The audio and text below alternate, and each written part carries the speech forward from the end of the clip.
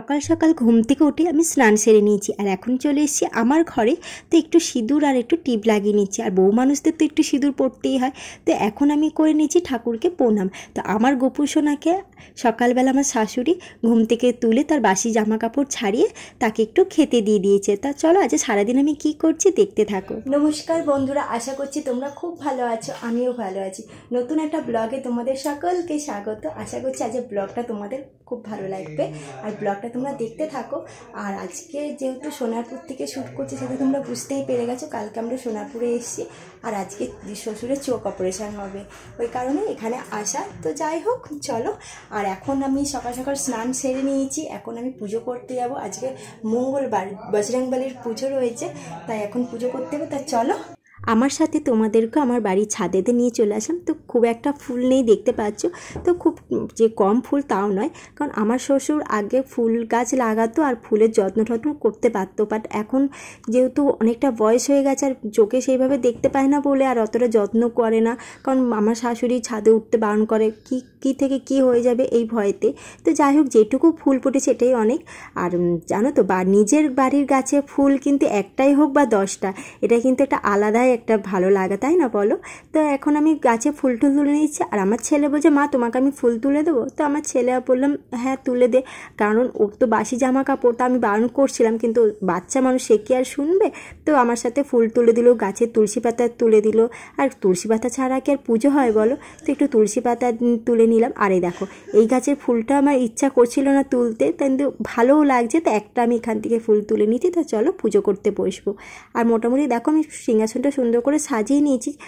তো এইদিকে দেখো বজরংবলীর ফটো রয়েছে, এখানে আমি পুজো করছি। আর আজকে কিন্তু বজরংবলীর তো প্রত্যেক মঙ্গলবার করে হনুমান চালিসা পড়ি। আর এদিকে দেখো মানে আমার ছেলে আমার সাথে পুজো করছে, জানো তো। তো যাই হোক চলো, আমি কীভাবে পুজো করছি তোমরা দেখতে থাকো।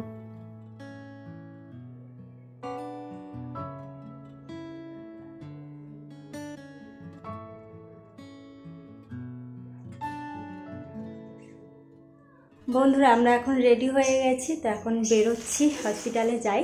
আর এদিকে বাবা রেডি হচ্ছে কিন্তু ভয় ভয় পাচ্ছে। তো কোথায় গেল বাবা? ও বাথরুম গেছে, আচ্ছা ঠিক আছে, চলো রাস্তায় গিয়ে তোমাদের সাথে কথা বলছি।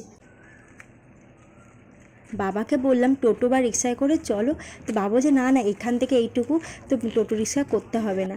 আর জানো তো বয়স হয়ে গেলে বাবা মা এদের কিন্তু টাকা পয়সার দিক থেকে কিন্তু খুব করে। তো যাই হোক, আমরা কিন্তু নার্সিংহোমের কাছে চলে এসে, এই নার্সিংহোমটা কিন্তু আমাদের একদম বাড়ির কাছেই বলতে পারো, সোনারপুরের কাছে।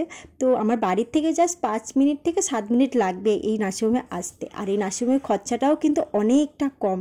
তো এখানেই আমরা আজকে চোখ অপারেশন করাবে আমার শ্বশুর।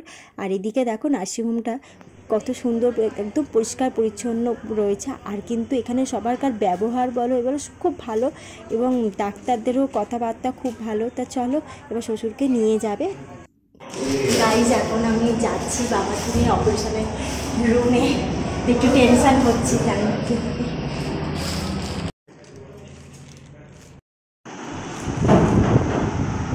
টেনশন হচ্ছে বাবা? টেনশন হচ্ছে? না টেনশন করবো না একদম।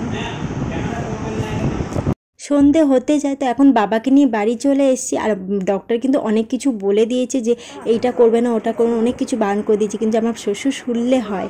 তো চলো আমার শ্বশুরে এখন এই চোখের এই পট্টিটা খুলে দেবো, দেখতে থাকো।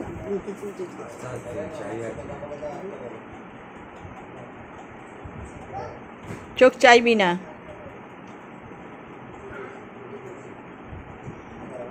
চোখ বন্ধ থাকবে।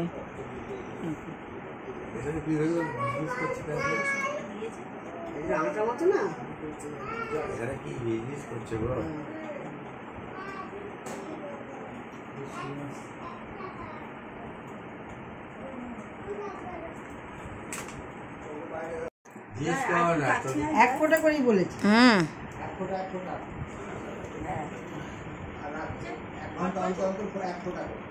যে চোখটা আছে সেই চোখটাই খালি।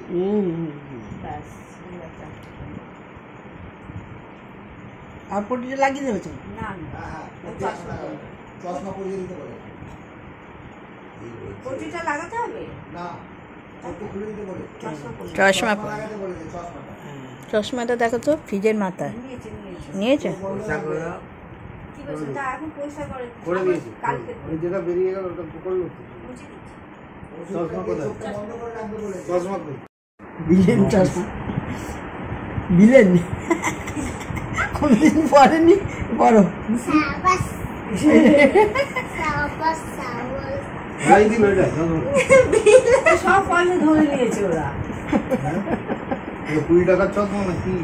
তো বন্ধুরা অপারেশনটা খুব ভালো হয়েছে বললো, আর আমরা অপারেশনের ওটিতে নিয়ে গিয়েছিলো 4:30, আর ওখান থেকে মানে বার করেছে প্রায় 5টা নাগাদ। তো তার আধা ঘন্টার মধ্যে একদম কমপ্লিট হয়ে গেছে।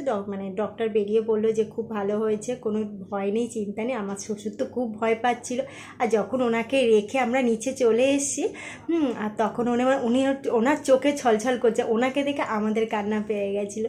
তো যাই হোক, তো অপারেশনটা সত্যি খুব ভালো হয়েছে বলেছে ডক্টর। তো জানি না কতটা কি ভালো হয়েছে, সেটা 1 সপ্তাহ পর বোঝা যাবে। আর বাড়িতে নিয়ে আসলাম আমরা প্রায় 6টা নাগাদ বাড়ি নিয়ে আসলাম। তো নিয়ে আসার পরে ডক্টর বলেছিল বাড়িতে আনার পরে 1-1.5 ঘন্টা পরে চোখে যে পট্টিটা করে দিয়েছিল সেটা খুলে দিতে হবে, তারপর চোখের মধ্যে 1 ড্রপ ওষুধ দিতে হবে। তো সেটা আমি দিয়ে দিলাম, সেটা তোমরা দেখতেই পেলে। তো ভাবছি আজকের ব্লগটা এইটুকুই থাক, নেক্সট ব্লগে তোমাদের সাথে দেখা হচ্ছে। আর আজকের ব্লগটা তোমাদের কেমন লাগলো, ভালো লাগলে লাইক করো, শেয়ার করো, কমেন্ট করতে কিন্তু ভুলো না। আর যারা নতুন দেখছো প্লিজ চ্যানেলটাকে সাবস্ক্রাইব করে দাও, পাশে বেল আইকনটাও ক্লিক করে দিও। যখনই ভিডিও ছাড়ো সবার আগে কিন্তু তোমাদের কাছেই পৌঁছে যাবে। তাহলে আজকের মতো টাটা, গুড নাইট।